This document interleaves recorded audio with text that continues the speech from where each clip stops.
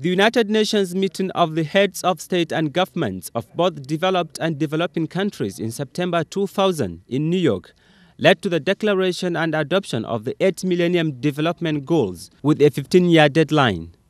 However, UN Summit on Mdgs last year showed that many countries are far from achieving the goals by 2015, largely due to lack of political will. The interactive meeting of members of the House of Representatives Committee on Mdgs with state and local government representatives was therefore geared towards fast-tracking projects and programs to achieve the goals within the targeted dates. As you all know, the conditional grant scheme CGS is Nigeria's ingenious invention to scale up government interventions at the local government level by empowering local government areas and of course the states to fulfill their constitutional responsibilities for primary health care and education, and of course other lofty goals of the Mdgs in the country. Participants at the meeting believe that the slow pace of provision of infrastructure in rural areas is probably the single largest factor militating against the achievement of all the goals.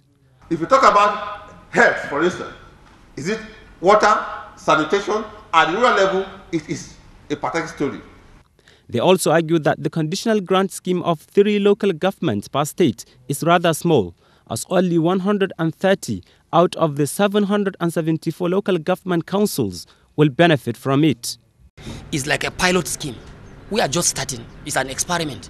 And I want to assure you that the moment we get on with this one and it becomes successful, we are going to get all other the 774 local governments on board.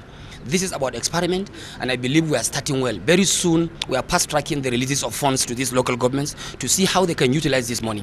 Consensus at the meeting is that achieving Millennium Development Goals requires the collaboration of all the 3 tiers of government, increased funding to critical areas such as health, education and social services, as well as transparency in governance. In Abuja, Usman Muhammad Bin Jibur, NTA News 24.